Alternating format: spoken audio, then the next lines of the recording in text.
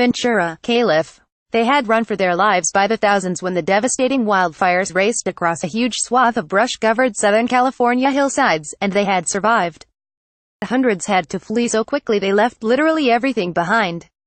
On Wednesday, heartbroken people began to take stock of everything they lost in a matter of minutes, from their beloved four-legged companions who got separated from them during the chaos to a lifetime of memories encapsulated in photos, jewelry, and other keepsakes. Everything burned, Marilyn Romero said as she sat on a cot weeping at an evacuation center at the sprawling Ventura County Fairgrounds. Everything is ashes. Everything. We don't have a place to live. We lost stuff we can't get back. Baby pictures. They were on a hard drive.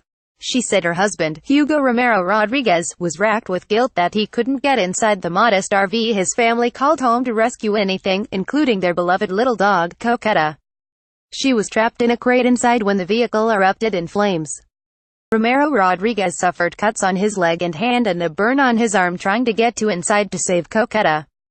He was sitting there in the driver's seat and he couldn't move, Romero said, recalling how she, her husband and their 9-year-old daughter, Milagros, sat in their truck, watching the RV burn before finally realizing they had to flee.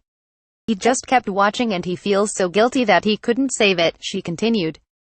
I told him he did everything he could and he did what he had to save our lives.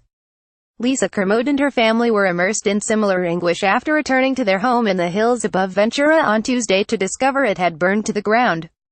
They had barely escaped the flames the night before, leaving so quickly that Kermode's children had no time to change out of their pajamas.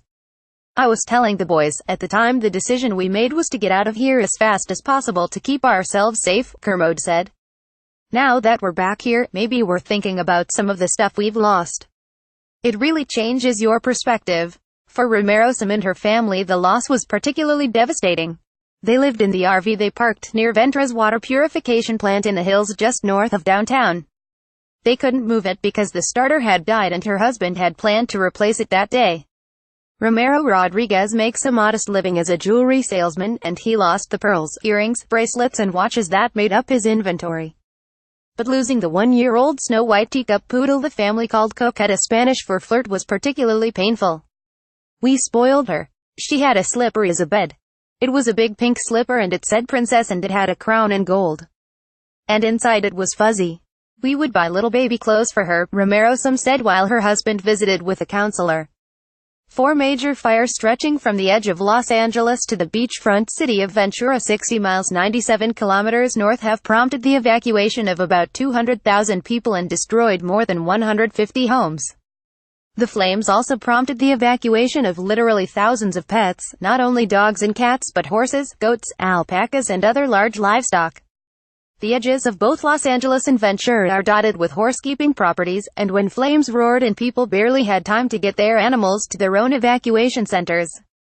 We're full. We've taken in over 450 horses and 4 goats, Heidi Allen, a stable assistant at the sprawling Los Angeles Equestrian Center, said Wednesday. Some people fled so quickly that they led their frightened horses down smoke-filled, traffic-choked streets. Allen said a few horses suffered burns and were taken to a veterinary facility at the Ventura County Fairgrounds for treatment. Nearly 30 horses didn't make it out of a ranch in Los Angeles' semi-rural Sunland Tahunga area and died there. Firefighters will do what they can to help any animals separated from their owners, said Chris Harvey, a spokesman for the crews fighting the Ventura blaze.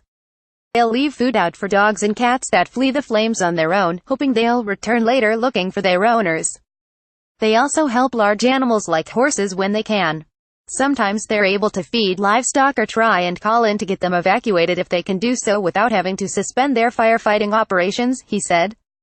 For complete coverage of the California wildfires, click here http://sapnews.com /wildfires___. This story has been corrected to fix a typo in the name Romero in 10th and 13th paragraphs.